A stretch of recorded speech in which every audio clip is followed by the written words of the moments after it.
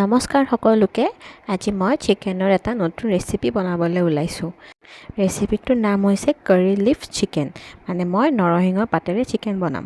এয়া মই প্ৰথমে আদা নহৰু জিৰা ধনিয়া পটাত বটি লৈছোঁ আৰু এয়া নৰসিংহৰ পাত এটা এটাকৈ ছিঙি লৈ ভালকৈ পানীৰে ধুই কিনে ধনিয়াৰ লগত অলপমান ভাজি লৈছোঁ তেল নিদিয়াকৈ। আৰু মই ধনিয়াও বেছিকৈ নাই দিয়া, অকল এক মুঠাই লৈছোঁ। আৰু ফ্লেমটো একদম লোত থৈ কেনে ভাজিব, যাতে পাতবোৰ ক'লা হৈ নাযায় আৰু বেছি দেৰিও ভাজিব নালাগে। নৰসিংহ পাতকেইটা ভাজি লৈছোঁ, কাৰণ ভাজি লোৱাৰ পিছত তাৰ সোৱাদটো বহুত ষ্ট্ৰং হৈ যায় আৰু স্মেলো বহুত ষ্ট্ৰং হৈ যায়।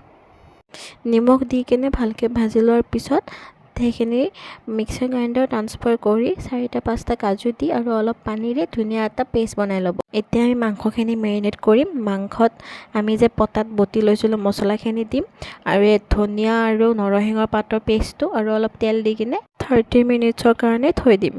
এতিয়া কেৰাহী এটা লৈ কিনে তাত অলপ চেনি দিছোঁ। চেনিটো কেৰেমেলাইজড হ'লে মাংসখিনি ধুনীয়া এটা কালাৰ আহিব। এতিয়া তাতে গৰম মছলাবোৰ দিছোঁ। গোটা গৰম মছলাখিনি ভালকৈ ভজা যোৱাৰ পিছত তাতে পিঁয়াজ দিছোঁ।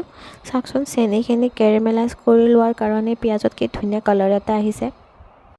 এতিয়া পিঁয়াজটো নৰম হ'বৰ কাৰণে তাত নিমখ দিম আৰু 5 মিনিটমান ভালকৈ ভজাৰ পিছত তাত বটি লোৱা মছলাখিনি দি দিম।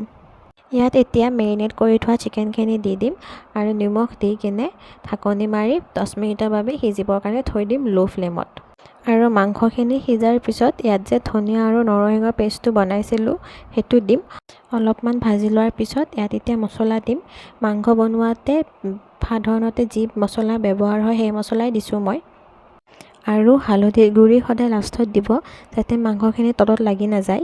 এতিয়া মছলাখিনিৰ সৈতে 5 মিনিটমান ভাজি লোৱাৰ পিছত ইয়াত মই 1 কাপ পানী দিম। পানীখিনি দিছোঁ যাতে মছলাটো তল লাগি নাযায় আৰু পানীখিনি গোটেই উতলাই ল'ব ভালকৈ। আৰু তাৰপিছত সেই চেম কাপটোৰে 1 কাপ গাখীৰ দিম। গাখীৰখিনি দি 5 মিনিট উতলাৰ পিছতে আমাৰ এই চিকেন ৰেডি। আপোনালোকে আৰু পানী দিব পাৰে যদি আপোনালোকক জোল লাগে। গৰম ভাত বা ৰুটিৰ লগত ছাৰ্ভ কৰিব। আজিৰ কাৰণে আহিছোঁ। যদি ভিডিঅ'টো ভাল লাগে ছাবস্ক্ৰাইব কৰিব।